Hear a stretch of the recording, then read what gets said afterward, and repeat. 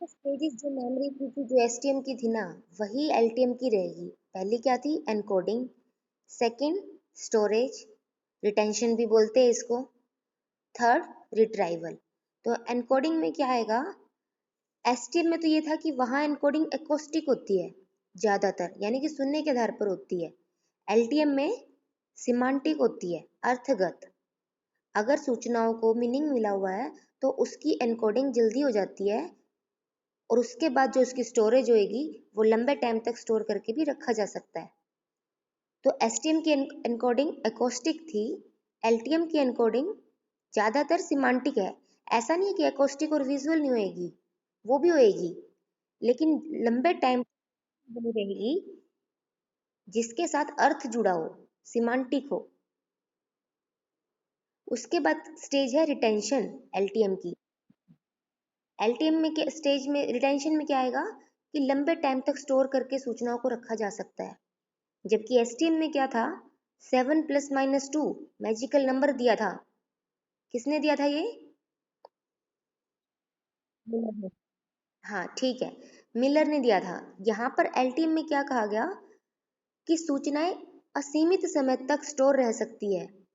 आज हम वो फैक्टर्स करेंगे जिसकी वजह से हम भूल जाते हैं, एलटीएम की सूचनाएं भूल जाएंगे। लेकिन अगर नहीं भूलते हैं तो वो ऐसा स्टोरेज, वो ऐसा स्पेस है जहां पर असीमित समय तक सूचना इकट्ठी रह सकती है, जब तक हम जिंदा है। उसके बाद रिट्राइवल में क्या कहा? एसटीएम में कहा था कि रिप्रोडक्टिव है, एबिंगोस ने कहा था, जैसा अंदर जाता है वैसा ही बाहर आ जाता है। लेकिन एलटीएम में बार्टलेट ने कहा कि रिप्रोडक्टिव नहीं है, रिकंस्ट्रक्टिव है, रचनात्मक, संरचनात्मक है। जो भी चीजें अंदर जाती है, जब उसका हम रिकॉल करते हैं तो उसमें कुछ जोड़ तोड़ अपनी तरफ से हो जाता है। या तो अपनी तरफ से हम उसमें कुछ जोड़ देंगे या कुछ चीजें घटा देंगे। शब्द हमारे चेंज हो जाते हैं, इसलिए कई बार मीनिंग भी चेंज हो जाता है। ऐसे ही जो दिमाग में चीजें फिट है और काफी साल पुरानी है, हमारे हमने पहले कुछ देखा था, तो एज इट इज वो माइंड में याद नहीं रहती, उसमें हमारी इमेजिनेशन भी काम कर जाती है बीच में। तो चीजें हो सकता है कई बार अपने असली स्वरूप से भी चेंज हो जाती है, कई बार छोटा मोटा जोड़ तोड़ हो जाता है। ठीक है, ये थी एलटीएम की स्टेजेस। आशु हो गया? आज हम करेंगे फॉरगेटिंग, कि जो एलटीएम में जो स्टोरेज हो रही थी उसको भूलते कैसे हैं, उसके पॉइंट्स करेंगे। उससे पहले फॉरगेटिंग होती क्या है, एक भूमिका तैयार कर लेते हैं। आपके सिलेबस में है फैक्टर्स, और बुक में दिया हुआ है थ्योरीज भी दी हुई है। हम करेंगे थ्योरीज, लेकिन सारा सिलेबस हो जाने के बाद अगर टाइम बचता है तो एक्स्ट्रा भी कर लेंगे। लेकिन अभी एक बार सिलेबस क्योंकि ज़्यादा है इस बार का, तो सिर्फ फैक्टर्स करेंगे। और जब फैक्टर्स अगर एग्जाम में आते हैं तो आपको थोड़ी भूमिका भी लिखनी होती है कि फॉरगेटिंग है क्या, उसकी कैरेक्टरिस्टिक्स। अभी हम पहले वो कर रहे हैं। फॉरगेटिंग क्या है? देखो मेमोरी से एकदम अपोजिट है। हमने मेमोरी में क्या किया था? पूर्व में सीखी हुई बातों को याद रखना स्मृति है। और फॉरगेटिंग में क्या कहेंगे? पूर्व में सीखी हुई बातों का रिकॉल ना कर पाना, भूलना है। मिलती जुलती हो गई? ठीक है, पूर्व में सीखी हुई बातों को याद ना कर पाना, भूलना है। अब आप डेफिनेशन भी लिखोगे। स्टैगनर एंड सोली 1970, इनकी डेफिनेशन बहुत अच्छी है। इन्होंने क्या लिखा? Forgetting is the negative aspects of memory, यानी कि ऋणात्मक पहलू है भूलना। स्मृति का ऋणात्मक पहलू क्या है? भूलना। हम जब रिकॉल नहीं कर पाते चीजों का, या फेल हो जाते हैं उसको रिकॉल करने में, तो उसे भूलना कहते हैं। हाँ, एक बात ध्यान रखना, ऐसा नहीं है कि आप सारा कुछ भूल जाओगे रिकॉल करना। हो सकता है कुछ परसेंट भूल जाओ, तो वो भी भूलना ही है, बस वो परसेंटेज का फर्क है। ठीक है, डेफिनेशन क्लियर हो गई?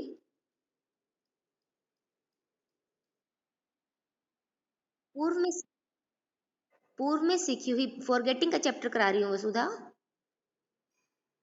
हम ये कर रहे हैं कि फॉरगेटिंग होती क्या है, कैसे हम भूलते क्या है, यानी भूलना क्या है। अभी हम कैसे भूलते वो तो करेंगे बात, अभी बात करें कि भूलना होता क्या है। तो इसका मीनिंग क्या है? पूर्व में सीखी हुई बातों का रिकॉल ना कर पाना, भूलना है। यानी कि जो भी हमने याद किया था, मेमोरी में चला गया था, अब हम उसका रिकॉल कर रहे हैं, उसको सुना रहे हैं, कुछ बता रहे हैं, या अपने मन में याद करने की कोशिश कर रहे हैं और हम वो रिकॉल नहीं कर पाए, तो क्या है, वो भूलना है। ठीक है, सबको। एक ऋणात्मक पहलू है, स्मृति का ऋणात्मक पहलू भूलना है। स्टेगनर एंड सोली की है ये, 1970 में इन्होंने दी थी। स्मृति का ऋणात्मक पहलू भूलना है।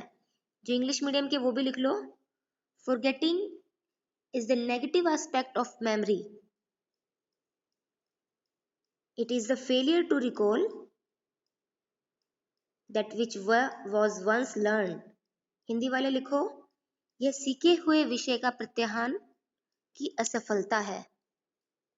सीखे हुए विषय के प्रत्याहान की असफलता है। प्रत्याहान होता है रिकॉल।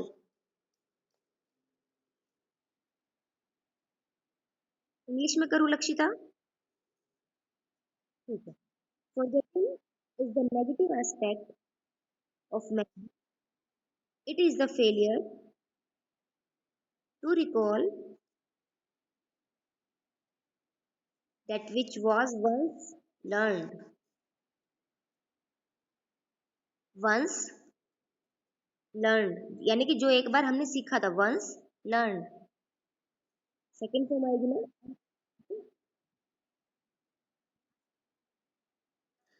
स्मृति का ऋणात्मक पहलू भूलना है। यह सीखे हुए विषयों के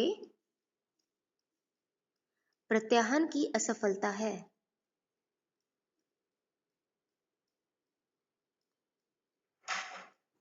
ठीक है, हो गया हिंदी इंग्लिश दोनों में। किसी का छूट गया तो पूछ लो।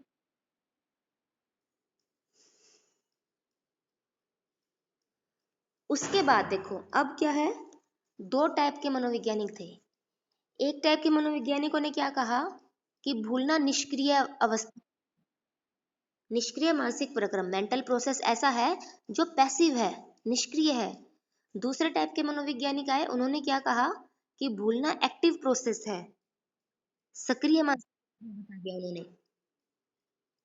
तो यानी कि दो टाइप के लोग थे। अब ये इनका नाम क्या था वो भी लिखना पड़ेगा साथ में। जिन्होंने कहा कि निष्क्रिय मानसिक प्रक्रम है, पैसिव मेंटल प्रोसेस है, उसमें मेन नाम एबिंगहोस का है।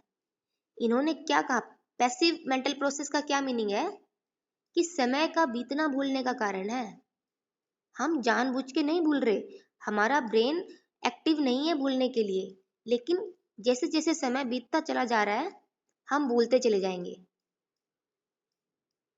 ये बात एबिंगहोस ने कही थी और ये बात सिगमंड फ्रॉइड के मत से एकदम अलग है। सिगमंड फ्रॉइड ने क्या कहा था, हम भूलना चाहते हैं इसलिए हम भूल जाते हैं, जबकि एबिंगहोस क्या कह रहे हैं, मानसिक प्रक्रम एक्टिव नहीं है, ये एक्टिव सक्रिय मानसिक प्रक्रम नहीं है, समय का बीतना भूलने का कारण है, ये पैसिव मेंटल प्रोसेस है, निष्क्रिय मानसिक प्रक्रिया। और जब आप लिखोगे सक्रिय मानसिक प्रक्रिया है तो उसमें सिगमंड फ्रॉइड का सबसे पहले नाम लिख देना, एक जाना माना नाम है वैसे भी। इन्होंने क्या कहा, हम भूलना चाहते हैं इसलिए हम भूल जाते हैं।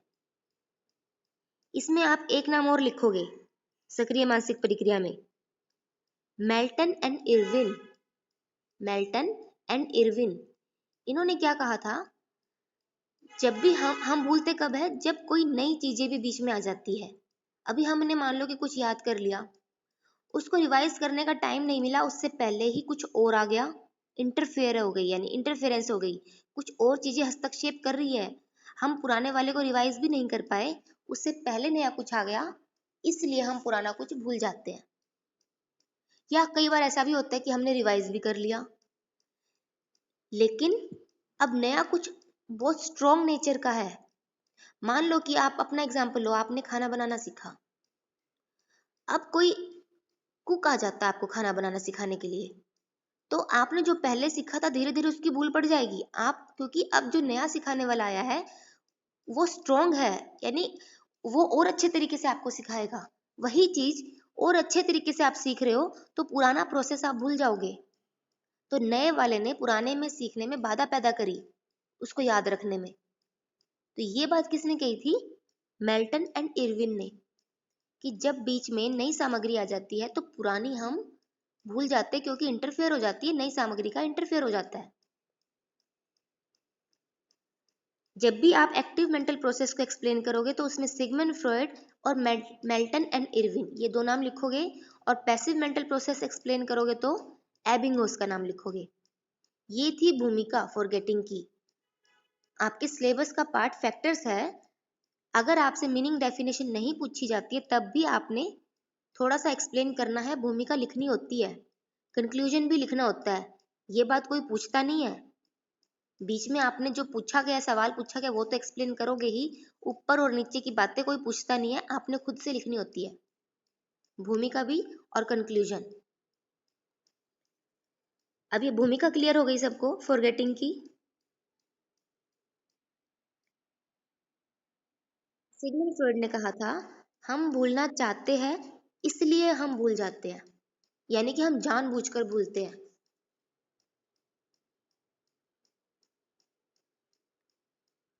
ठीक है। सिगमंड फ्रॉयड ऐसा मानते थे कि हम सब कुछ याद रख सकते हैं, अगर हम भूलना नहीं चाहेंगे तो हम कुछ भी नहीं भूलेंगे। बुरे अनुभव ऐसे होते हैं जिनको हम भूलना चाहते हैं, इसलिए हम भूल जाते हैं। सिगमंड फ्रॉयड अनप्लेजेंट एक्सपीरियंस पे ज्यादा बल दे रहे थे। अभी हम करेंगे फैक्टर्स में, वो आएगा। भूमिका क्लियर हो गई। अब हम करेंगे फैक्टर्स, यानी कि कुछ चीजें, कुछ परिस्थितियां, कुछ स्टिमुलस, या कुछ हम कुछ भी कह सकते हैं कि कुछ ऐसी परिस्थितियां उत्पन्न हो जाना जिसकी वजह से हम भूल जाए, उसे क्या कहेंगे? Factors of affecting forgetting. वो सारे कारक हो जाएंगे जिसकी वजह से हम भूलते हैं। तो अब पहला कारक कौन सा है? Unpleasant experience. इसमें आप सिगमंड फ्रॉयड का नाम लिख सकते हो कि सिगमंड फ्रॉयड ने कहा था, जब अनप्लेजेंट एक्सपीरियंस होते हैं तो हमें उसकी फॉरगेटिंग जल्दी हो जाती है, क्योंकि हम उनको भूलना चाहते हैं, इसीलिए उनकी फॉरगेटिंग जल्दी हो जाती है। जो प्लेजेंट एक्सपीरियंस यानी कि अच्छे अनुभव होते हैं हमारी लाइफ में, हम उनको भूलना नहीं चाहते हैं, इसलिए हम उसको नहीं भूलते हैं। और बुरे, जब भी हमारे साथ कुछ भी बुरा हो जाता है तो हम चाहते हैं कि ये सब बार बार याद ना आए, इसीलिए हम भूल जाते हैं। ये बात सिगमंड फ्रॉयड ने कही थी। सेकेंड पॉइंट है इंटॉक्सिकेशन, मादकता। यानी कि जब हमने कुछ ड्रग्स वगैरह ले रखे हैं, उस टाइम पे अगर हम कुछ याद करते हैं तो उसका रिकॉल उतने अच्छे से नहीं हो पाता जितना अच्छे से हम नॉर्मल कंडीशन में जो हमने याद किया है उसका कर सकते हैं। क्यों? क्योंकि जब भी हम ड्रग्स ले लेते हैं तो हमारा ब्रेन एक तो कंट्रोल से, हमारे खुद के कंट्रोल से थोड़ा सा बाहर हो जाता है, तो हम उतने अच्छे से ऑर्गेनाइज नहीं कर पाते चीजों को जितने अच्छे से नॉर्मल कंडीशन में कर सकते हैं।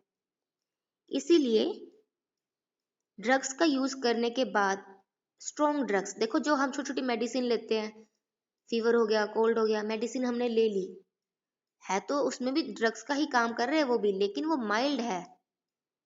और कई बार ऐसा नहीं होता, दवाइयाँ लेने के बाद नींद ज्यादा आती है और उस टाइम पे आप सोने की बजाय पढ़ने बैठ जाओ, तो वो बातें, वो चीजें कम याद होएगी, याद हो जाएगी तो उसका भूलना जल्दी हो जाएगा। ठीक है। तो स्ट्रॉन्ग ड्रग्स की बात हो रही है। अगर माइल्ड लेवल का थोड़ा सा कुछ लिया है, छोटी सी कोई बीमारी हुई उसकी वजह से आपने थोड़ा सा कोई दवाई ले ली, तो उसका उतना इफेक्ट नहीं है। ड्रग्स आपने कितनी मात्रा में लिया उसका भी इफेक्ट होता है। ठीक है। दोनों पॉइंट क्लियर हो गए? एक एक बोलो।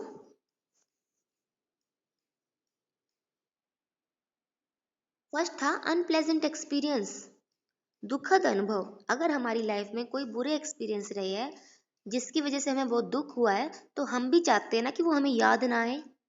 होता है ऐसा? सिगमंड फ्रॉयड ने इसी को भूलना कहा। सिगमंड फ्रॉयड कहते हैं कि हम याद नहीं करना चाहते हैं, इसी वजह से हम भूल जाते हैं। जैसे जैसे समय बीतता चला जाएगा और हम भी ये बात सोच के बैठे हैं कि हमने याद नहीं कर रखना है, भूल जाओ, जो हुआ उसको भूल जाओ, तो वो धीरे धीरे भूल जाते हैं हम उस चीजों को। ठीक है वसुधा। मैं बोलो, बोलो संगीता। संगीता, अब उसको आवाज नहीं आ रही है। हाँ बोलो, क्या कुछ पूछ रही थी?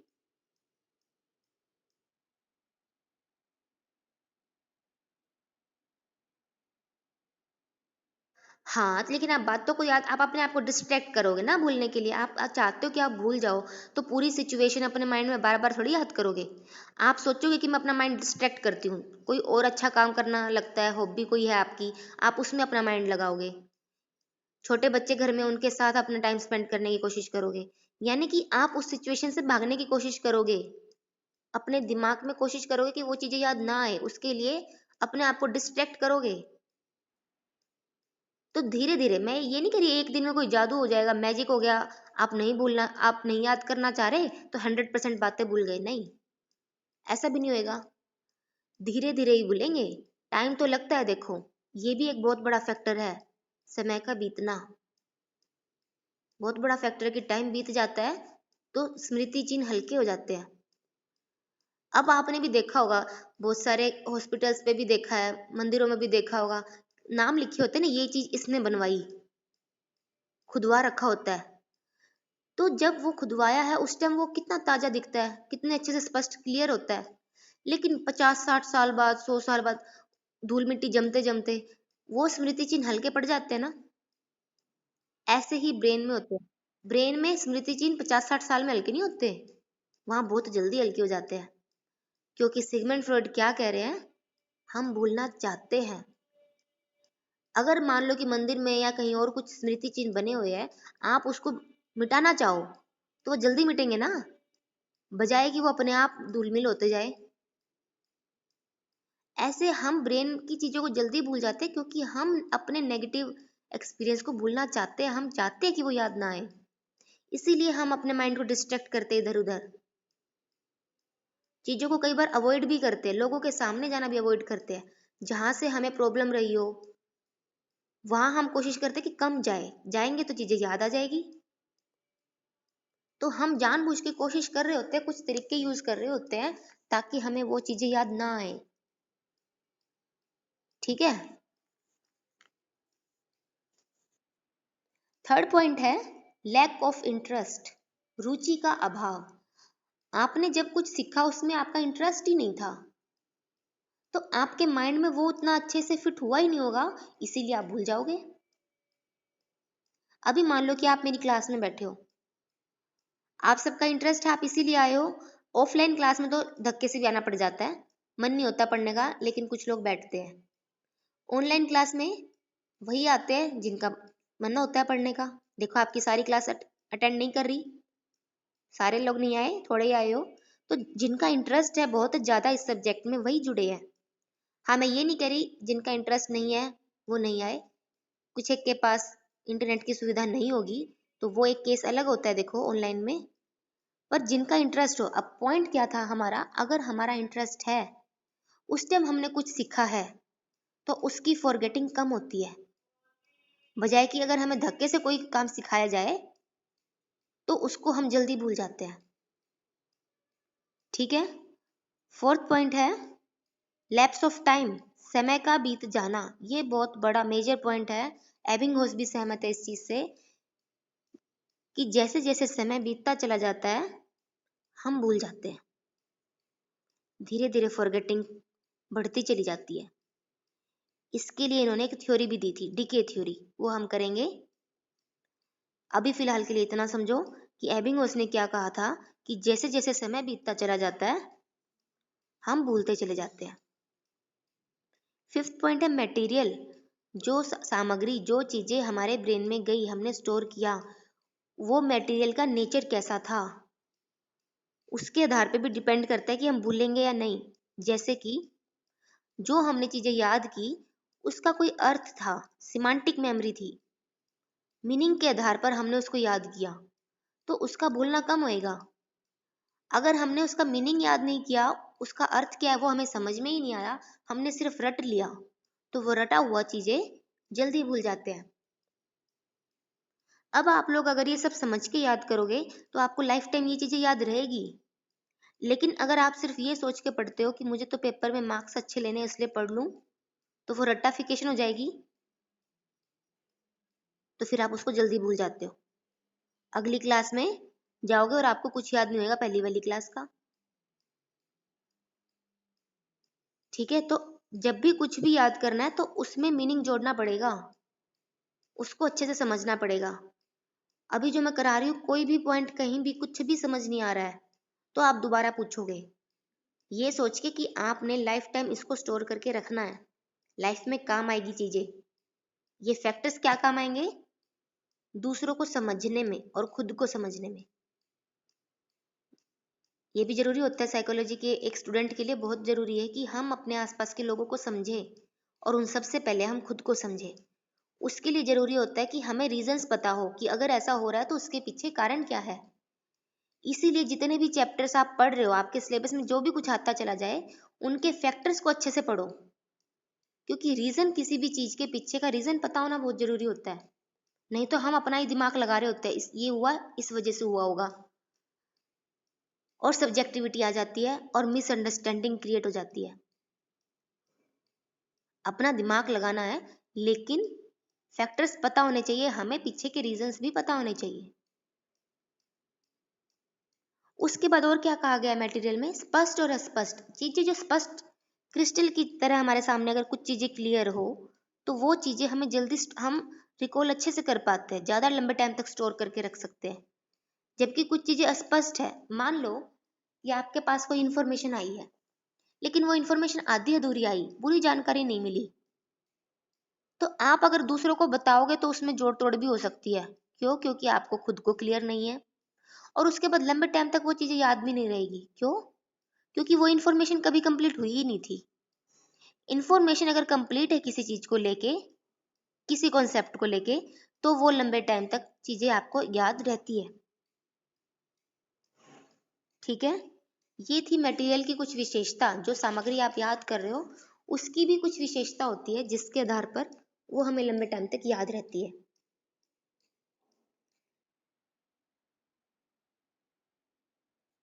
हाँ, वो ज्यादा याद रहेगी। देखो, एक और हुआ था, जिगार्निक इफेक्ट बोलते हैं। ये एक इन्होंने एक्सपेरिमेंट करके देखा था। कुछ चीजें हमारी अधूरी रह जाती है, जैसे हमारे कुछ सपने, कुछ इच्छाएं, हम कुछ पाना चाहते हैं और वो नहीं पा सके, कुछ अधूरा रह गया। तो ये एक्सपेरिमेंट हुआ है कि वो अधूरी चीजें ज्यादा लंबे टाइम तक याद रहती है, बजाय कि जो हमने कंप्लीट कर लिया हो। क्योंकि कंप्लीट कर लिया, अब आगे उसको दोबारा करने का कोई मकसद नहीं है, हम उसको रिवाइज नहीं करते। लेकिन जो चीजें हमारी अधूरी रह गई, हमारे कुछ सपने, हमारी कुछ इच्छा या कुछ और भी कुछ भी हो सकता है जो अधूरा रह गया, जिसके साथ आपके इमोशनल अटैचमेंट ज्यादा थी, तो वो चीजें लाइफ टाइम याद रह जाती है। वहां मटेरियल में ये विशेषता लागू नहीं हो रही। हम मटेरियल में क्या कह रहे हैं? अस्पष्ट चीजें जो क्लियर ही नहीं थी उसकी फॉरगेटिंग जल्दी होती है। जो क्लियर तो थी लेकिन हम उसको कर नहीं पाए, वो अधूरी रह गई, उनको नहीं भूलते हम, वो तो बल्कि और भी ज्यादा स्ट्रांग हो जाती है। ठीक है, नेक्स्ट पॉइंट है लेवल ऑफ लर्निंग। हमने किस लेवल तक सीखा? अब मान लो कि आप सब कुछ यहाँ सीख जाओ, यहाँ भी और लाइफ में भी बहुत कुछ सीखना होता है। आपने बहुत कुछ सीखा लेकिन फिर आपने उसको यूज नहीं किया, अभ्यास नहीं किया उसका, तो लेवल ऑफ लर्निंग कम था। तो वो एक टाइम ऐसा आएगा कि आप वो भूल जाओगे। इसीलिए प्रैक्टिस करनी जरूरी होती है। लेकिन इसका अपवाद भी है, प्रोसीजरल मेमोरी होती है। प्रोसीजरल मेमोरी क्या होती है? जब हम स्टेप बाय स्टेप कुछ चीजें याद करते हैं, जैसे कि साइकिल चलाना आपने बचपन में सीखा, अब चाहे आप 20 साल, 30 साल, 50 साल उसको ना करो, ना चलाओ, तब भी आप वो भूलते नहीं हो। क्यों नहीं भूलते? क्योंकि जब आपने वो सीखा था, उस टाइम उसकी लेवल ऑफ लर्निंग बहुत अच्छे से कर ली थी, आपने बहुत बार प्रैक्टिस की थी। जब तक अच्छे से चलानी नहीं आ गई थी तब तक आपने प्रैक्टिस की थी, और चलानी आ गई उसके बाद भी आपने कुछ टाइम चलाई, तो वो लेवल ऑफ लर्निंग ज्यादा था। इसीलिए आप बाद में उसको रिहर्सल नहीं कर रहे हो, समय का बीतना भी भूलने का कारण नहीं हो पाया, क्योंकि उसकी रिहर्सल बहुत ज्यादा हो चुकी थी।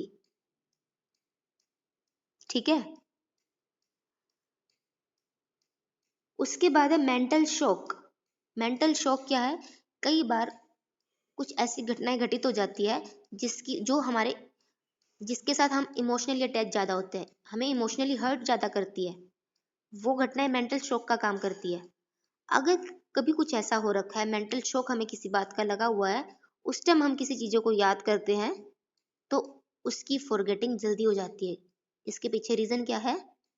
क्योंकि उस टाइम कंसंट्रेशन हमारी उतनी ज्यादा उन चीजों पर सीखने पर नहीं होती है, क्योंकि हमारा माइंड उस टाइम इमोशनली हर्ट है, मेंटल शॉक लगा हुआ है।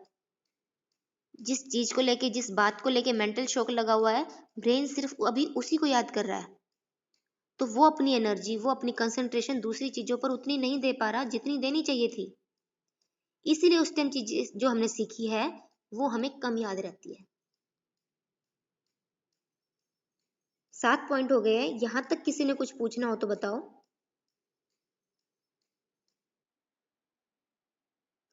सेकंड पॉइंट कौन सा था, नाम बोलो एक बार।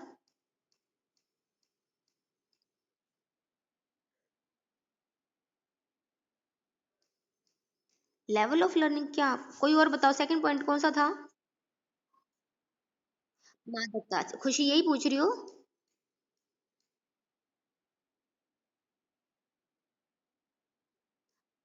यही लेवल, लेवल ऑफ लर्निंग। अच्छा चलो ठीक है, डिग्री ऑफ लर्निंग और लेवल ऑफ लर्निंग में कोई खास डिफरेंस नहीं है खुशी। डिग्री ऑफ लर्निंग भी यही है कि हमने कितना उसको याद किया, लेवल ऑफ लर्निंग भी यही है कि हमने कितना उसको याद किया, किस लेवल तक याद किया, ओवर लर्निंग है या अंडर लर्निंग है, बहुत ज्यादा याद किया या बहुत कम याद किया। अगर कम याद किया, डिग्री ऑफ लर्निंग कम है, तो हम जल्दी भूल जाएंगे। ओवर ऑफ लर्निंग के लिए ओवर लर्निंग के लिए मनोवैज्ञानिकों के बीच असहमति है। कुछ लोग कहते हैं कि जब ओवर लर्निंग हो जाती है, हम जरूरत से ज्यादा उसको बार बार याद कर लेते हैं, तो हम ज्यादा जल्दी भूल जाते हैं। कुछ लोग कहते हैं कि ओवर लर्निंग हो जाए तो उसके स्मृति चिन्ह माइंड में, बहुत दिमाग में हमारे बहुत अच्छे से सेट हो जाते हैं और हम उसको फिर कभी नहीं भूलते। तो ये मनोवैज्ञानिकों के बीच, उनके एक्सपेरिमेंट के बीच मतभेद है। अब आप लोग ये अपनी लाइफ पे देखो, आपके साथ क्या होता है कि ओवर लर्निंग जब आप करो तो क्या आप उसको जल्दी भूल जाते हो? अगर आपने ओवर लर्निंग करी, बार बार किसी चीज को पढ़ रहे हो, लेकिन आपको उसका मीनिंग क्लियर नहीं है, रट्टाफिकेशन होएगी, उसको भूल जाओगे। यहाँ पर वो ओवर लर्निंग जो मनोवैज्ञानिकों ने कहा कि ओवर लर्निंग भूल जाएंगे हम जल्दी ओवर लर्निंग से, तो वो पॉइंट सही हो जाता है। क्यों? क्योंकि ओवर लर्निंग के साथ मीनिंग नहीं जुड़ा हुआ था, हमने उसको समझ के नहीं किया। लेकिन अगर हमने समझ के कुछ किया है, उसके बाद हम उसकी ओवर लर्निंग कर रहे हैं, तो वो लाइफ टाइम चीजें हम नहीं भूलते हैं। खुशी हो गया क्लियर? आपके पास अगर अलग बुक है, उसमें कोई अलग पॉइंट है, आप पूछ लो, पर ये मत कहो सेकंड पॉइंट। अब मेरे पास तो वो आपकी बुक नहीं है ना, मेरे को क्या पता सेकंड पॉइंट कौन सा है। आप बोल लो, कोई भी पॉइंट अलग हो, आपने पूछना हो, आप पॉइंट बताओ, उसको एक्सप्लेन करते हैं। मेंटल शॉक होता है जब हमारा माइंड को कोई ना कोई मेंटल शॉक लग जाए, यानी हम इमोशनली हर्ट हो जाते हैं। जिस टाइम मेंटल शॉक में इमोशनली हर्ट होते हैं, इमोशंस को इफेक्ट करता है, तो उस टाइम हमारी कंसंट्रेशन किसी और चीज पे उतनी ज्यादा नहीं लग सकती है। मान लो कि कोई बुरी घटना घटित हो गई किसी के साथ, और उस टाइम पे आपके एग्जाम्स आने वाले हैं, एग्जाम्पल है, मान लेने में कोई हर्ज नहीं है, और उस टाइम आप चीजें रिवाइज कर रहे हो, पर वो रिवाइज करते तो जा रहे हो, पर आपको भी नहीं पता कि आप क्या पढ़ते जा रहे हो, कितना कुछ पढ़ लिया है। क्यों? क्योंकि कंसंट्रेशन उस टाइम वहां नहीं है। ठीक है। हो सकता है आपको सब कुछ याद हो, आपने पहले याद किया था, मेंटल शॉक उसके बाद लगा, पर फिर भी आपको एग्जाम में याद नहीं आया, आप नहीं लिख पाए। वो मेंटल शॉक की वजह से हुआ, क्योंकि हम इमोशनली हर्ट है। हमारा ब्रेन उस इमोशनली हर्ट को, उसको बैलेंस करने में लगा हुआ है कि वहां से बाहर निकलो, तो एनर्जी वहां यूज हो गई, सारी कंसंट्रेशन वहां यूज हो गई, किसी और चीज पे ध्यान जा ही नहीं रहा है। ठीक है कीर्ति। उसके बाद अगला पॉइंट है नेचर ऑफ प्रैक्टिस। बताओ,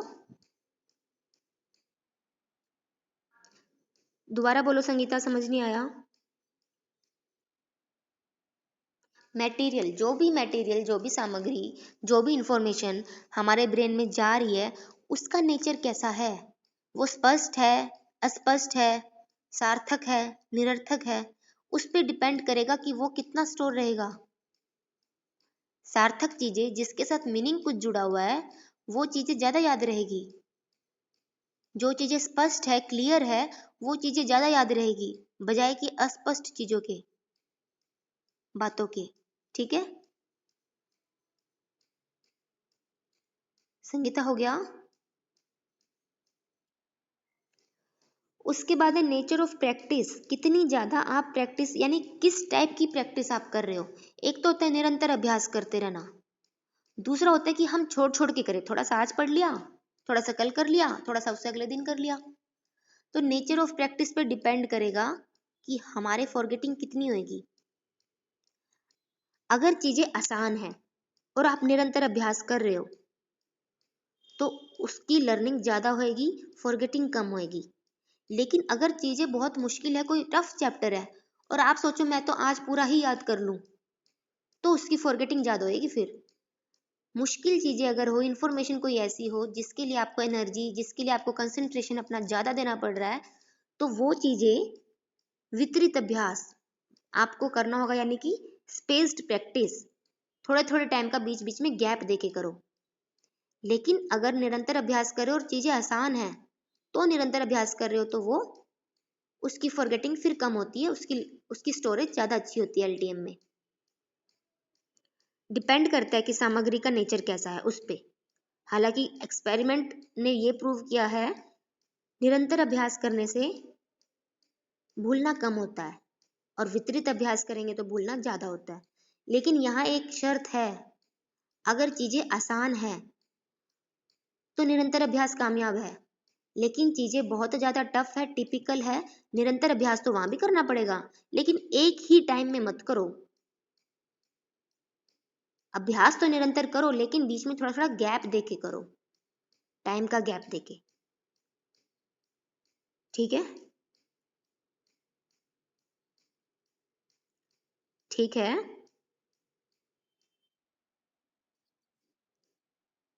उसके बाद पॉइंट है एज। छोटे बच्चों का कॉग्निटिव डेवलपमेंट अभी हो रहा होता है, कंप्लीट नहीं होता है, इसीलिए वो जल्दी भूल जाते हैं।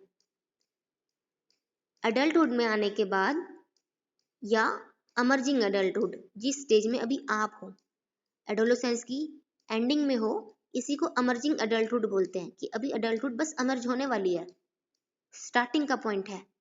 तो इस एज में आने के बाद आपकी मेमोरी पीक पर होती है, आप अच्छे से सब कुछ स्टोर करके रख सकते हो।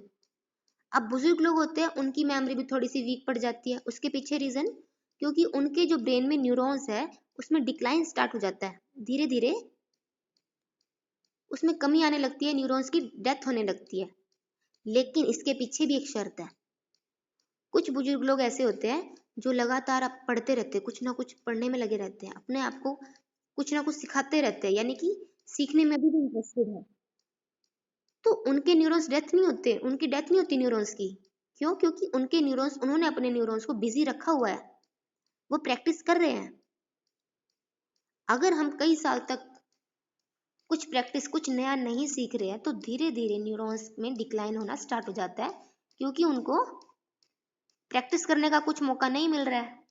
इसीलिए कहा जाता है कि ओल्ड एज, एक्सपेरिमेंट, रिसर्चेस ने प्रूव किया है कि ओल्ड एज में और छोटे बच्चों में, चाइल्डहुड में फॉरगेटिंग ज्यादा होती है।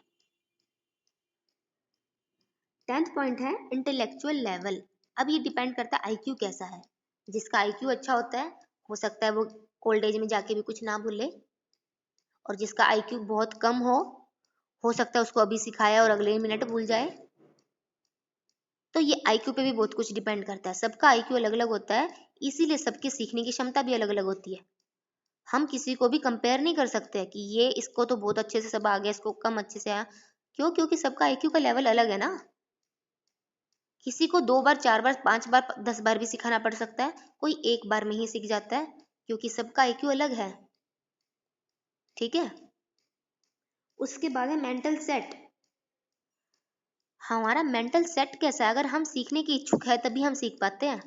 अगर हमने मेंटल सेट ये बना रखा है मैंने तो इसकी बात सुननी ही नहीं, समझनी ही नहीं, सीखनी ही नहीं, तो वो चाहे कितने अच्छे से ही आपको सिखा रहा हो, आपका मेंटल सेट ये बना हुआ है कि मैंने तो सीखना ही नहीं, तो आप नहीं सीख सकते हो फिर।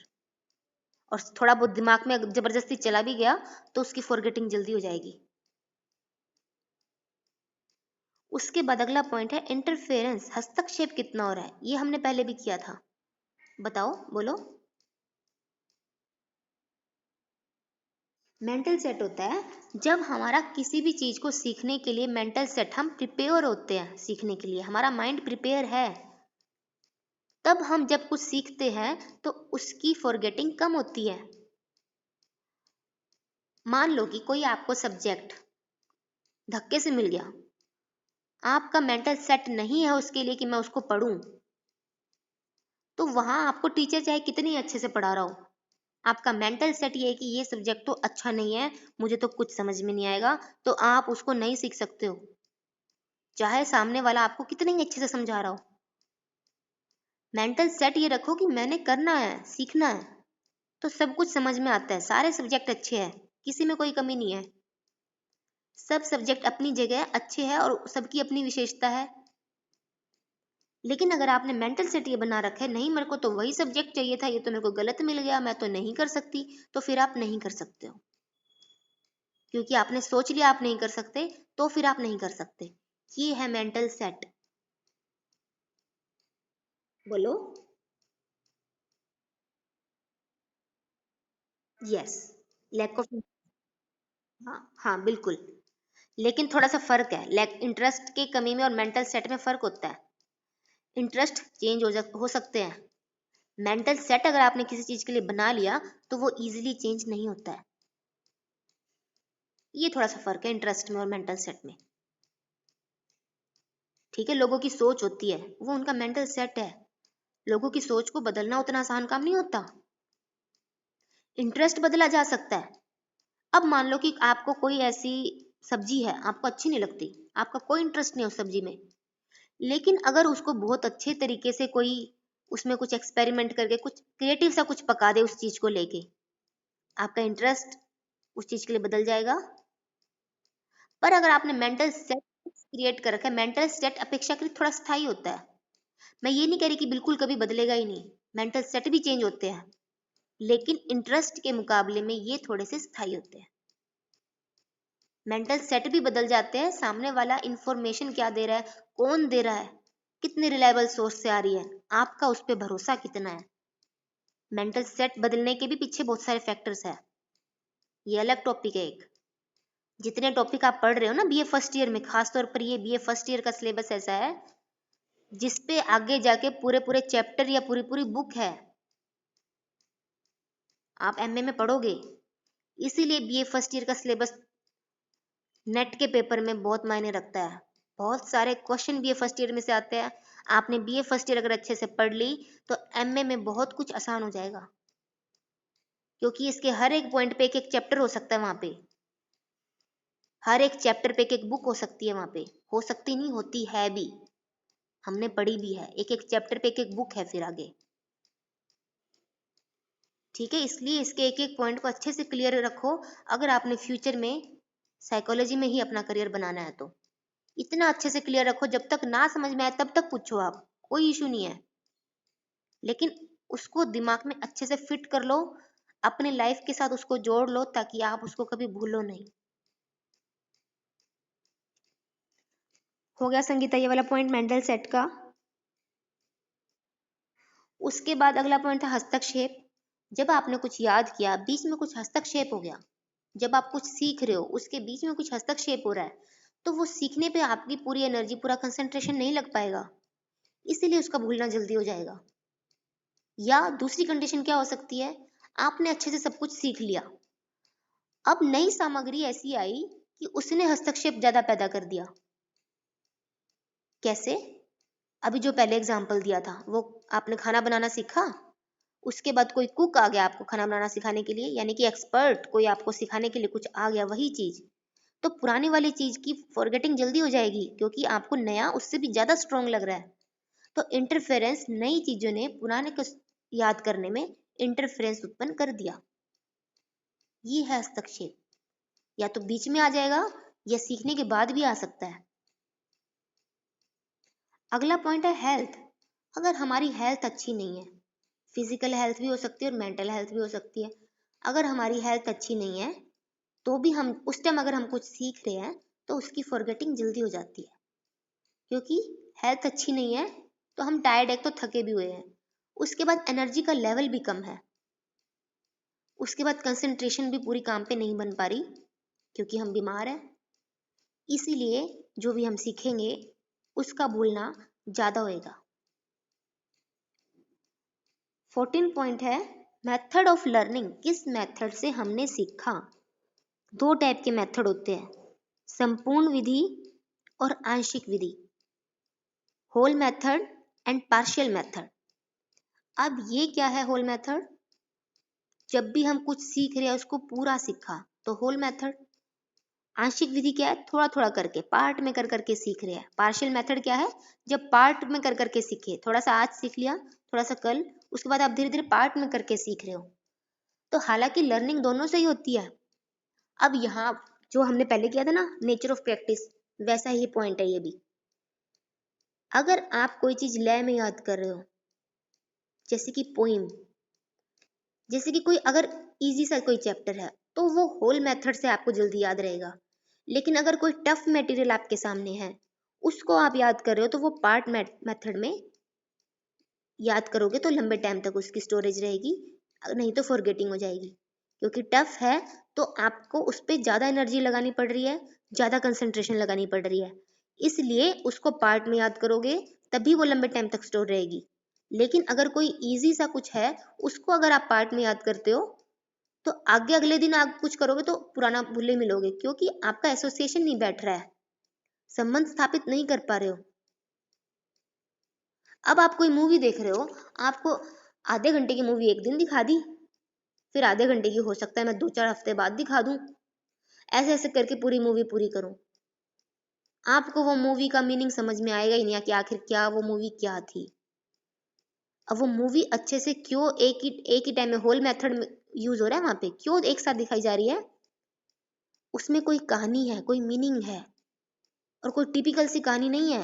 और टिपिकल सी है तो भी वो उसको विजुअल प्रेजेंटेशन के थ्रू आपको दिखा दिखा के अच्छे से आपके माइंड में इमेजेस क्रिएट कर रहे हैं, इसीलिए होल मेथड का यूज किया जाता है। ठीक है। अब कुछ सीरियल्स आप खुद ही कहोगे ना, कुछ सीरियल्स आप जो रोज देखते हो, आपको हर रोज के एपिसोड तो याद नहीं रहते ना। अगर उसी सीरियल की कहानी आपको एक साथ दिखा दी जाती तो वो आपको सारी स्टोरी याद रहती। अब एक एक दिन की बात आपको एज इट इज याद नहीं है, फॉरगेटिंग ज्यादा हो रही है। ठीक है। अब जो आप सीरियल्स देख रहे हो, सीरियल्स की फॉरगेटिंग ज्यादा है मूवी की फॉरगेटिंग की बजाय। मैं ये नहीं कह रही कि 100% भूल जाओगे, नहीं, उसमें कहानी है, उसमें मीनिंग है, आपके इमोशंस के साथ अटैच है, इसलिए फॉरगेटिंग तो कम होएगी। लेकिन क्योंकि पार्शियल मेथड में दिखाया जा रहा है और वो सीरियल 2-3 साल हो गए आते हुए, तो आपको एज इट इज सब कुछ याद नहीं है। सहमत हो बात से? ठीक है। अब 15 पॉइंट है इंटेंशन। किस इंटेंशन के साथ आप याद कर रहे हो? अगर आपको ये कह दिया जाए कि आप ये चैप्टर याद करो, एग्जाम्पल दे रही हूँ, आपको ये कह दिया जाए कि ये चैप्टर याद करो और आपसे सुना नहीं जाएगा, तो आप उतने अच्छे से याद नहीं करोगे। अब अगर मैं चैप्टर को याद करने के लिए दूं और कहूंगी कल सुनूंगी, तो आप मुझे भी ध्यान से सुनोगे और वो अच्छे से कल पढ़ के भी आओगे। इंटेंशन में फर्क है ना आपकी। आप अगर मुझे सुन रहे हो और सिर्फ इसलिए सुन रहे हो कि ठीक है क्लास में जाना है इसलिए सुनना है, तो उसकी फॉरगेटिंग ज्यादा हो जाएगी। पर आपकी इंटेंशन ये है कि मुझे तो एग्जाम के लिए पढ़ना है, तो फॉरगेटिंग थोड़ी कम होएगी। और आपकी इंटेंशन अगर ये है कि मुझे तो इसको लाइफ में यूज करना है, सारी चीजें लाइफ में यूज हो, इसलिए पढ़ना है, इसलिए सुनना है मैम जो बोल रही है, तो उसकी फॉरगेटिंग ना के बराबर होएगी, क्योंकि आप उसको सेट कर लोगे अपने माइंड में। मैं ये नहीं कह रही कि आपको हर टाइम वो चीजें याद रहेगी, नहीं, लेकिन जैसे ही आपको लाइफ में उस चीज की जरूरत पड़ेगी, आपको हम मेरी कही हुई बात याद आ जाएगी, क्योंकि मेमोरी में स्टोर तो वो था, जब जरूरत पड़ी उसका रिकॉल हो गया, उसी को मेमोरी कहते हैं। सब कुछ माइंड में एक साथ रिकॉल नहीं होता। जब जिस चीज की जरूरत है उस चीज का अगर रिकॉल हो पा रहा है तो वो फॉरगेटिंग नहीं है, फिर वो मेमोरी का में अच्छे से स्टोर है। तो आपकी इंटेंशन पे डिपेंड करेगा कि आपने किस इंटेंशन के साथ चीजों को सीखा, वो डिसाइड करेगा कि आपके फॉरगेटिंग कितनी होएगी। अगला पॉइंट है मोटिवेशन। जब भी हम कुछ सीख रहे होते हैं उसके पीछे हमारा कोई ना कोई मोटिव होता है। अब वो मोटिव कितना स्ट्रोंग है उस पर भी डिपेंड करेगा, इंटेंशन से मिलता जुलता ही है। कितना स्ट्रोंग मोटिव है उस पर डिपेंड करेगा कि आप कितना याद रख सकते हो। अगला पॉइंट है इमोशन। जिन चीजों के साथ हमारे इमोशंस जुड़ जाते हैं, हमारे इमोशनल एक्सपीरियंस जुड़ जाते हैं, उन चीजों की फॉरगेटिंग कम होती है, बजाय कि जिनके साथ हमारा कोई इमोशन नहीं जुड़ा। नेक्स्ट पॉइंट है रिट्राइवल इनिबिशन। ये थोड़ा सा टिपिकल है पॉइंट, लेकिन नेट के पेपर में से इसमें से सवाल कई बार आ जाता है। रिट्राइवल इनिबिशन क्या होता है? अब मान लो कि आपने कुछ याद कर लिया, एक चैप्टर एग्जांपल से बता रही हूँ, उसके बाद मीनिंग बताऊंगी। मान लो कि ये फॉरगेटिंग का चैप्टर ही आपने अभी याद कर लिया, समझ में आ गया। अब मैं कहूँ कि मैं कल आपसे सुनूंगी और मैं पूरा चैप्टर ना सुनने की बजाय इसमें से कुछ कुछ मेन मेन पॉइंट सुन लूं, होएगा भी ऐसा ही। अगली बार जब दोबारा सुनूं तब भी सेम वही पॉइंट सुन रही हूँ, जो आप पहले नहीं सुना था वो दोबारा नहीं सुन रही। यानी कि आपको रिकॉल करने का मौका पूरा चैप्टर नहीं मिला, जो मैं सुन रही हूँ सिर्फ उसी को रिकॉल कर पा रहे हो बार बार। तो जिनका रिकॉल करने का मौका नहीं दिया गया आपको, वो क्या है? Retrieval inhibition. रिट्राइवल होता है वही रिकॉल करना, याद करना, बोलकर बताना या पहचानना, रिकॉल या रिकॉग्निशन, ठीक है। रिट्राइवल में इनिबिशन, रुकावट आ जाना, यानी कि आपको रिकॉल करने का मौका ही नहीं दिया गया या आपने रिकॉल किया ही नहीं। तो जो चीजें आप रिकॉल नहीं करोगे वो धूमिल पड़ती चली जाएगी, जिसको आप रिकॉल करते जाओगे अपनी लाइफ में यूज करते जाओगे चीजें, वो चीजें धूमिल नहीं पड़ेगी। तो रिट्राइवल इनिबिशन क्या है? जिन चीजों को रिकॉल करने का मौका नहीं मिलता है हमें अपनी लाइफ में, उनमें इनिबिशन आ जाता है, उनमें अवरोध पैदा हो जाता है, फिर उसकी फॉरगेटिंग हो जाती है। ये थे आपके फैक्टर्स। आपके पास कोई और बुक है, कोई और पॉइंट है, उसमें कुछ नया है, कुछ नहीं समझ में आ रहा है तो पूछ लो, इन्हीं में से कुछ समझ नहीं आया तो दोबारा पूछ लो। बोलो संगीता। रिट्राइवल इनिबिशन क्या होता है? जैसे कि देखो इसके नाम से ही क्लियर है, रिट्राइवल, जब आप उसको रिट्राइव कर रहे थे, रिकॉल कर रहे थे, उस टाइम पे इनिबिशन आ गया, अवरोध पैदा हो गया और आप उसको रिकॉल नहीं कर पाए, तो उसमें इनिबिशन आ जाता है, अवरोध पैदा हो जाता है, उसकी फॉरगेटिंग ज्यादा होती है। आपकी लाइफ के बहुत सारे एक्सपीरियंस ऐसे हैं जो आपको याद है, लेकिन बहुत सारे ऐसे भी रहे हैं जो आपको अब याद नहीं है, क्योंकि आपने उसको बार बार बोला नहीं। अब अगर मान लो कि आपके साथ कुछ भी, अगर देखो नेगेटिव एक्सपीरियंस का ही एग्जांपल दे रही हूँ ताकि आपको एक सीख भी मिले।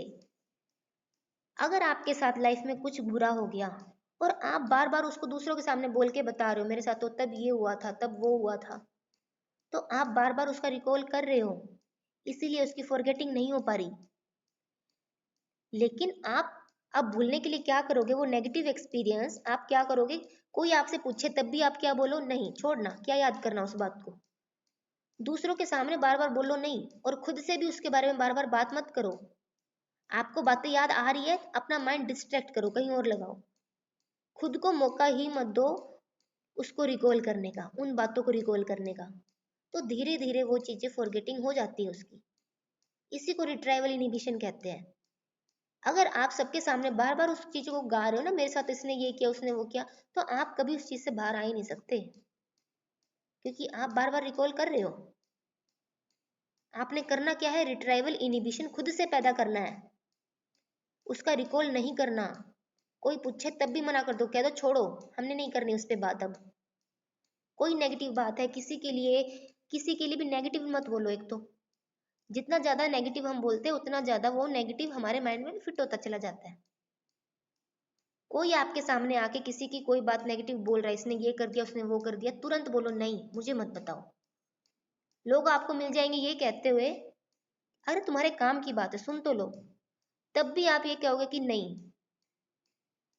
आप हो सकता है वो आपको कहे कि तेरे बारे में वो ये बोली, भाई मेरे सामने नहीं बोली, बात खत्म। आप नहीं सुनोगे। किसी की नेगेटिव बात ना तो सुननी है ना बोलनी है। ठीक है। मैंने पॉजिटिव कब मना किया? पॉजिटिव तो ये आप याद रखना चाहते हो ना। जो चीजें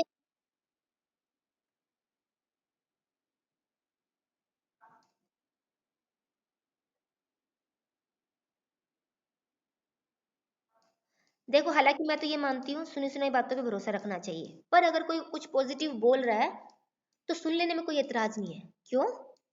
क्योंकि इससे आपके माइंड को अच्छा सुनने को मिल रहा है ना। पॉजिटिविटी आपके अंदर आ रही है, चाहे उसने कही हो चाहे वो बात ना कही हो। पर अगर उससे आपके रिलेशन अच्छे बन रहे हैं, पॉजिटिविटी एनवायरनमेंट में आ रही है, तो उसको सुनने में कोई बुराई नहीं है।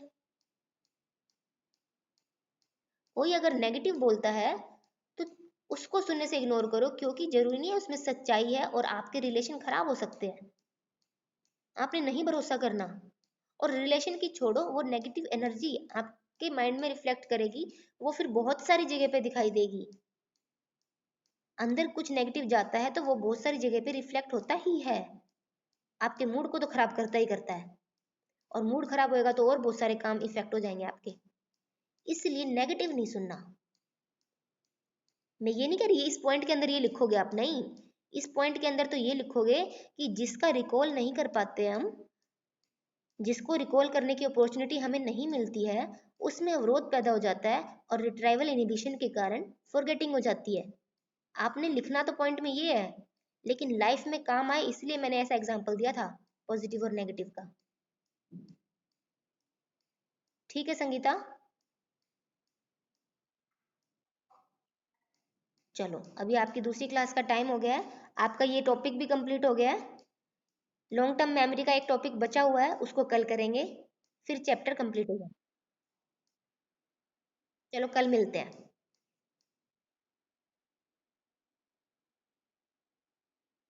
फॉरगेटिंग वाले चैप्टर में एक तो चैप्टर्स है यही वाले जो आज हमने किए हैं। एक निमोनिक्स दिया हुआ है आपके इसी चैप्टर में जो हमने कल पढ़े थे।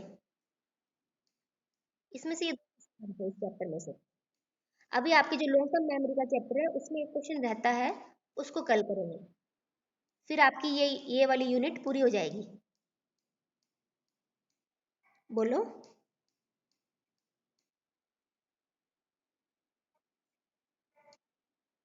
क्वेश्चन क्या आता है उस पर डिपेंड करेगा ना। निमोनिक्स पूछा जाए तो निमोनिक्स लिखोगे। अगर आपसे एलटीएम की मेथड पूछे जाए कि एलटीएम में मेथड स्टोरेज कैसे होती है, तो निमोनिक्स भी बता दोगे थोड़े से, और जो हम कल करेंगे वो भी बताना है। हम कैसे उसको स्टोर करके रख सकते हैं, कुछ मेथड्स भी है। हम कल करेंगे इस बात पे डिस्कस, क्योंकि लंबा टॉपिक है थोड़ा।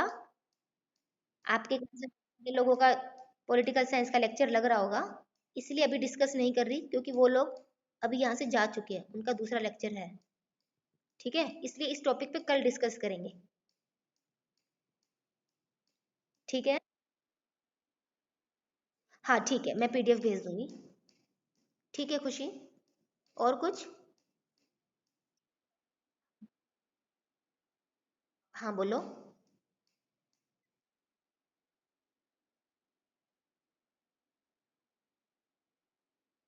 हाँ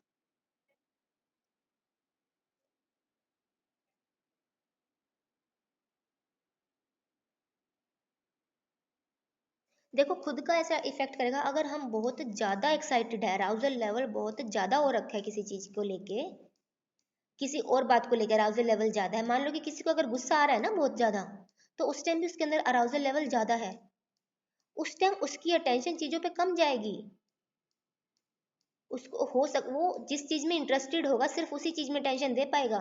जिस चीज में उसका इंटरेस्ट नहीं है उसमें उसका अटेंशन नहीं जाएगा। उस वक्त उससे कोई अच्छी बात भी बोल रहा होगा तो उसको वो समझ में नहीं आएगी। क्यों? क्योंकि उसका अराउजल लेवल इतना ज्यादा है, उसका इंटरेस्ट अगर किसी चीज में है तो अराउजल लेवल ज्यादा है तो अच्छे से अटेंशन दे सकता है। लेकिन अगर इंटरेस्ट कम है और अराउजल लेवल ज्यादा है तो फिर वो चीजें उस पर अटेंशन हम अच्छे से नहीं दे पाते। ऐसे स्टिमुलस का सामने से अराउजल लेवल बहुत ज्यादा है, मान लो कोई आके हड़बड़ी में कुछ बहुत ज्यादा ऐसे अराउजल लेवल हो रखा है और आपको आके कुछ बोल रहा है और उस टाइम आपका अराउजल लेवल उसके साथ मैच नहीं कर रहा है, तब आप उसको सुनना ही नहीं चाहोगे। अब आके आपको कोई बातें धीरे धीरे एक्सप्लेन करे, ये हुआ वो हुआ, तो आप क्या कहोगे? अरे जल्दी से बताना हुआ क्या। क्यों? क्योंकि उस टाइम आपका अराउजल लेवल उसके अराउजल लेवल से थोड़ा ज्यादा है, आप उतने पेशेंस के साथ उसकी बात नहीं सुन सकते। आप क्या कहोगे? असली मुद्दा क्या है वो बोलो फटाफट। और अगर आपका अराउजल लेवल कम है और सामने वाले का ज्यादा है तो ये आपकी वाइब्रेशन को इफेक्ट करता है। आपको अच्छा फील नहीं होता जब सामने कोई बहुत ज्यादा अराउजल लेवल में आके आपको कुछ बोल जाए, तो आप उसकी तरफ अटेंशन नहीं देना चाहोगे, आप सोचोगे कि मैं यहाँ से ध्यान हटाऊं। क्योंकि आपके मेंटल पीस है उस टाइम, आप शांति में हो, शांति वाली स्टेज में हो, अराउजल लेवल कम है, जैसे कि आप सो रहे हो जिस टाइम, नींद आ रही है आपको, अराउजल लेवल कम है, उस टाइम आके आपको कोई कहे जिसका सामने अराउजल लेवल ज्यादा है, अरे ये काम फटाफट करना भी क्यों नहीं करना है, तो आप क्या कहोगे? सोने दो ना, उठ के कर लेंगे। लेकिन अगर वो काम आपके इंटरेस्ट का है तो उसी टाइम तुरंत आपका भी अराउजल लेवल बढ़ जाएगा। तो ये हमारे अराउजल लेवल पे डिपेंड करता है कि हम कितनी अटेंशन दे पाते हैं चीजों पे। ठीक है?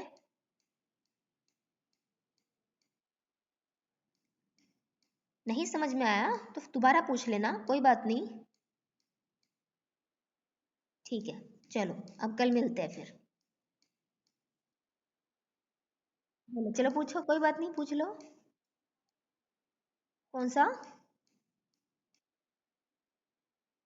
हाँ, देखो हमारे इमोशनल एक्सपीरियंस, हमारा मूड कैसा है उस पर भी तो डिपेंड करेगा ना। अब क्लास में कई बार किसी का मूड खराब हो तो हमें कैसे पता चल जाता है इसको समझ में नहीं आ रहा, उसका देख के पता चल जाता है इसका मूड खराब है आज, इसको कुछ समझ में नहीं आ रहा। मूड खराब होता है तो अटेंशन इफेक्ट हो जाती है, मूड अच्छा होता है तो अटेंशन बहुत अच्छी हो जाती है। ये हमारे इमोशंस पे डिपेंड करते हैं कैसे इमोशंस है हमारे अंदर।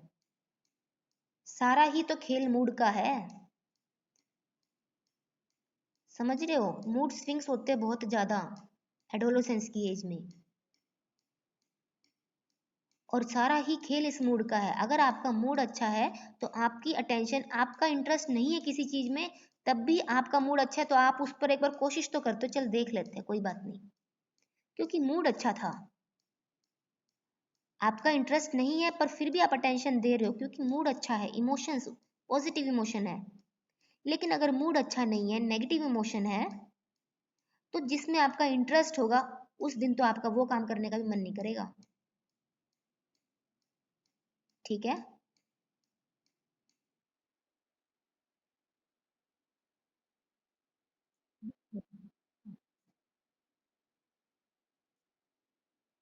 हाँ बिल्कुल, ये पॉइंट भी आ सकता है इसके अंदर। इमोशंस इसी पे तो कंट्रोल करना है, इसीलिए तो कहते हैं आईक्यू के साथ साथ ईक्यू भी अच्छा होना चाहिए। ईक्यू क्या होता है? इमोशनल क्वोशेंट, अपने इमोशंस पर कंट्रोल, उनको समझना और उसमें स्टेबिलिटी भी रहे। ठीक है? आप ये सब लिख सकते हो जो अभी आपने बोला। और कोई पॉइंट है? ठीक है, पढ़ो। और भी कोई भी पॉइंट जो हम कर चुके हैं उसमें कुछ भी समझ नहीं आए किसी भी चैप्टर में, तो आप हर एक क्लास के एंड में वो पूछ सकते हो। ये बात सबके लिए है। बोलो। कितने नंबर का क्वेश्चन आता है, आपके पास कितना टाइम है? देखो डिपेंड करता है सिचुएशन पे। अब मैं कहूँ सारे लिखने हैं और आपके पास टाइम नहीं है तो आप क्या करोगे? दो दो लाइन में डिफाइन करके लिख दो सारे पॉइंट्स। लेकिन आप अगर ये सोच रहे हो कि शॉर्ट क्वेश्चन आया है तो शॉर्ट क्वेश्चन पे मैं ये नहीं कहूँगी सारे पॉइंट लिखो, कितने नंबर का है उसके हिसाब से भी तो। हाँ, आपने याद सारे करने हैं पर कितने नंबर का और आपसे क्या पूछा गया है उस पर डिपेंड करेगा कि आप कितने पॉइंट लिख के आओगे। ठीक है? ठीक है आशु?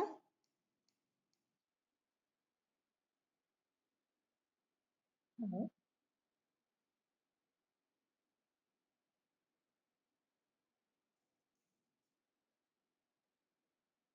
ये सब कुछ नहीं पूछा जाएगा आपसे।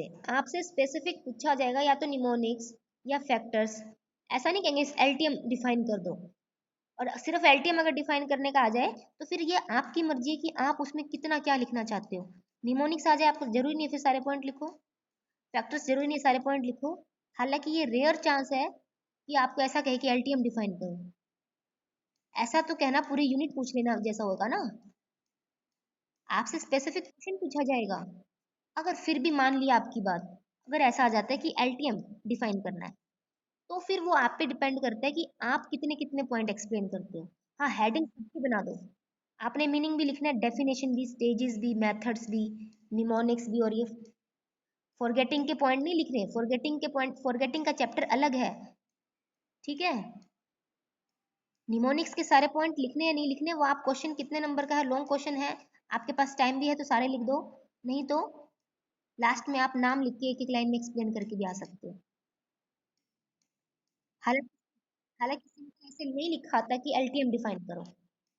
आपके अभी एमए में आ सकता है, अभी नहीं आएगा क्योंकि एलटीएम कब सिर्फ पूछ लेना, पूरा चैप्टर पूछ लेना है, पूरी यूनिट पूछ लेना जैसा हो जाएगा।